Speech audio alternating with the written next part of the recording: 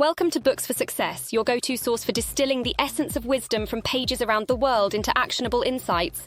Whether you're here to find that next nugget of knowledge, or to take your personal and professional life to the next level, you're in the perfect place. Make sure to hit that subscribe button and ring the bell for notifications. Don't be shy to smash that like button if you discover something valuable. Let's grow and succeed together. Today, we're unraveling the insights from Make It Stick by Peter C. Brown.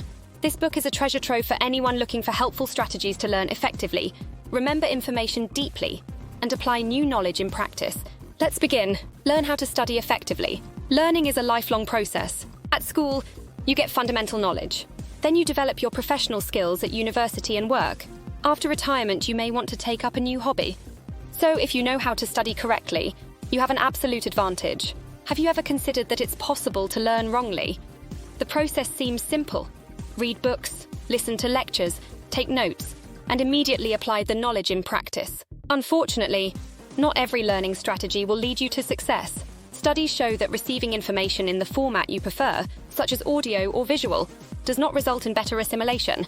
What is more, it limits the ways of obtaining knowledge. Simply rereading the text even several times is not effective either. Even though you cram the night before your exam, the material you learned won't stick with you. In a month, you won't remember anything you learned. This summary will reveal the secret of successful and productive learning. How do I activate long-term memory during education? What is the power of periodic recall of the material?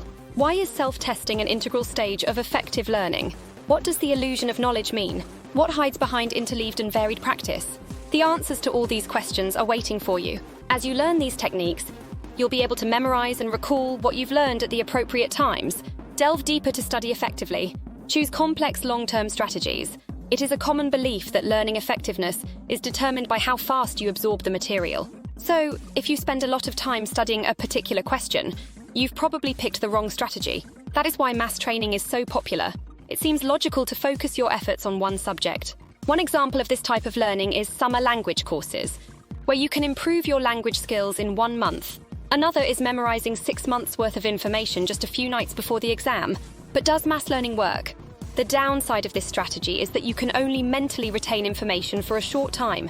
It won't stick in your long-term memory. Some methods need more effort and time, but work much more productively. 1. Spaced education is learning the material with breaks. For example, taking a drawing class over a month with gaps between each lesson. Your brain needs this time to crystallize new material and connect it with other knowledge. 2. The practice of interleaving is another alternative to mass learning.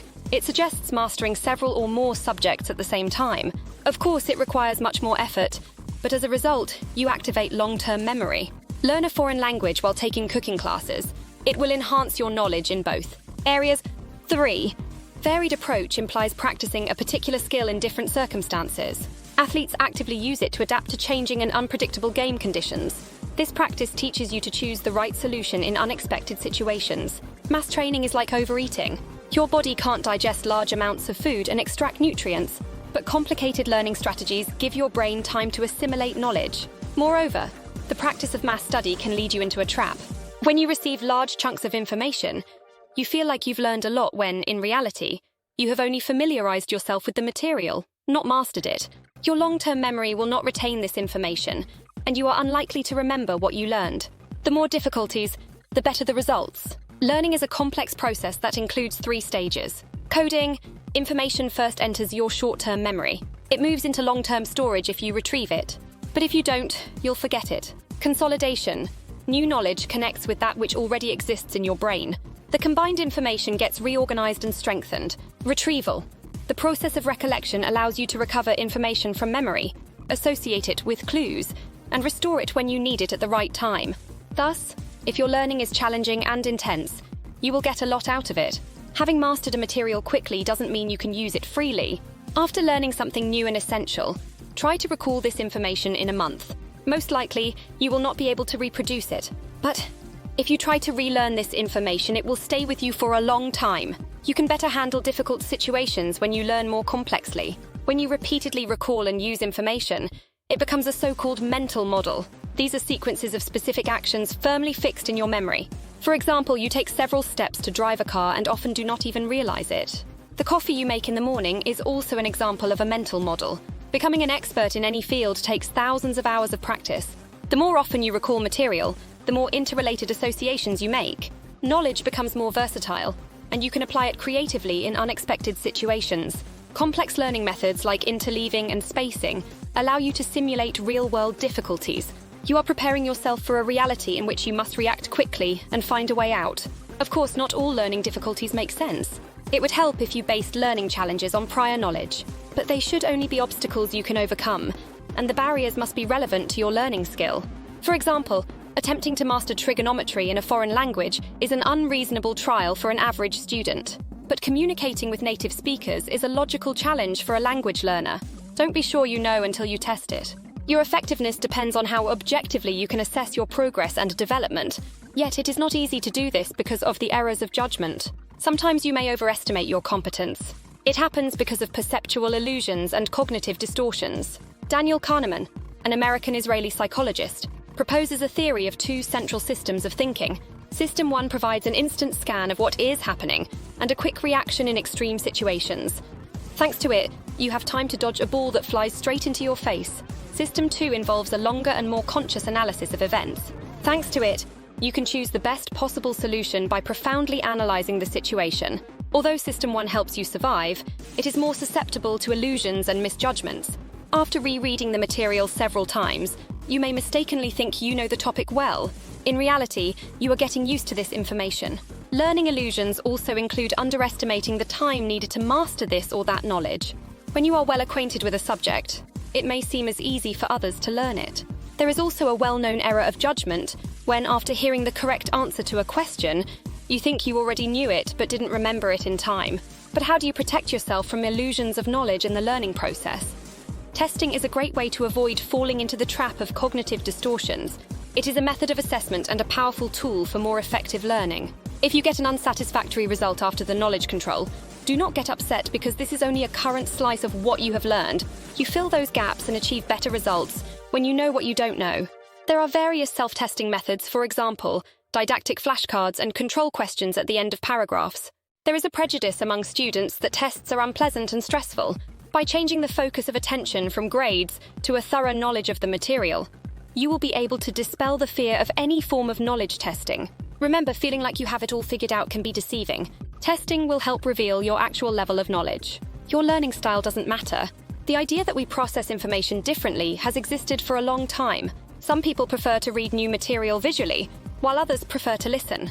In schools, it is common to lecture and use presentation slides. But is the form of receiving knowledge that critical? According to Harold Pashler, Mark McDaniel, Doug Rohrer, and Bob Bjork, it's not the main factor. It is much more significant that the form of information matches the subject. For example, it is better to study literature verbally and geometry visually. Getting knowledge in the desired format does not guarantee learning it better. But if the form does not matter, what factors affect the quality of education? Identifying the fundamental principles of an issue is much more critical. This ability is called structure building. It includes 2 steps: combining your previous experience with new information, using fresh knowledge in a different context. You create new mental models and then apply them automatically. This idea resembles playing with children's constructors, but you add your creative vision to the schemes proposed in the picture. For example, you construct a garden or garage next to the toy house using elements from another set. Your previous knowledge and experience allow you to go beyond the proposed solutions. The nature of structure building still needs to be fully explored, yet you can train the ability to understand things deeply. While reading, try to stop periodically and ask yourself control questions. What is the main idea of this book or article? How does what I am learning fit into my previous experiences? How and where can I apply new knowledge? To achieve success in mastering any field of knowledge, follow these rules. Be active and persistent. Become an expert and deeply understand the subject. Develop your intelligence. Strive to learn in a variety of ways. Look for ways to apply knowledge in practice. Define the basic principles of any knowledge. Research new information. Analyze it and pinpoint the main idea. It will empower you to apply it to a variety of experiences. Did you know, depression erases memories by slowing the formation of new nerve cells in the body? In turn, it distorts your memory and erases some of your recollections. Make mistakes to learn deeply. It is common for people to think that intellectual abilities are inherited. Such a position encourages explaining failures by the lack of natural skills. You might think that the whole thing is a lack of talent if you cannot pass an exam. However, you can define your area of responsibility. You start life with a specific genetic makeup. but you can develop your brain endlessly, thus controlling your personal growth. Realizing that learning is challenging is extremely helpful. You cannot avoid mistakes. What is more, mistakes and difficulties help to learn the material better. How does it work? You must dig deeper and work harder to learn something when you make mistakes. It allows you to build bridges and more firmly connect new knowledge to what you already know. The idea of errorless learning is a myth. It only works if you study the material quickly and then take the test immediately. But does it make sense if you never fix the new information in long-term memory? It is an entirely different matter when you test your knowledge after a certain period. Answering questions will be more challenging after time has passed than directly after reading the material. Still, by remembering the information, you will fix it in your long-term memory. Working with mistakes and feedback from the teacher is extremely important. You will be able to remember the correct decision if you analyze errors and correct them with the mentor's comments and explanations. You may even experience a decrease in motivation and productivity under testing pressure. Instead of focusing on a bunch of decisions, you spend energy evaluating the correctness of your actions. You are thinking, am I making a mistake now? As a result, stress and anxiety lead to lower performance. Once you realize that your intellectual abilities are mainly under your control, you can overcome complex challenges. Approach new tasks with the creative interest of a beginner. You can't know everything, but you can learn and create new mental models. Set yourself up for development to achieve expertise. To succeed in your studies, you must believe in yourself and understand that you can increase and develop your abilities. The popular idea was that intellect is a fixed quality, programmed from birth and inflexible. However, science today denies this. The brain is plastic. It can change and adapt to new experiences, activities, and emotions. Sure, you're born with a particular set of genes, but you work on your intellectual potential throughout your life. You learn to think, problem solve, and create. There are 3 steps to increase intelligence: attune for development, systematic practice, building mental models. The first step inspires the release of the following 2. Remember that you can influence your abilities and achieve significant results in any field. It would help if you changed your focus from looking wise to taking risks and moving toward your goals. All the failures you will meet on your way are natural. They make you stop for a deeper immersion in what you are learning.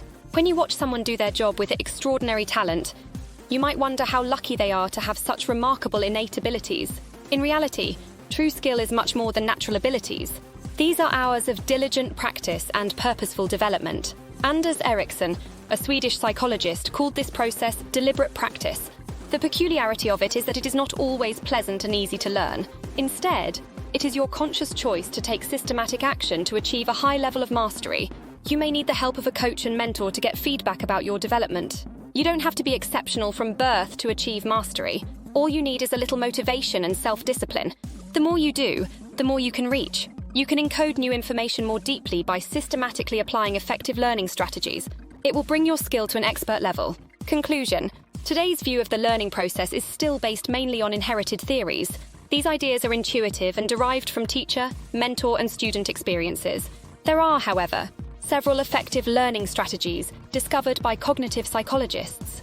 Based on empirical research, these techniques help you achieve significant learning results. The use of outdated approaches leads to misunderstandings of the learning process. It is a common belief that the more times you encounter certain information, the better you will remember it.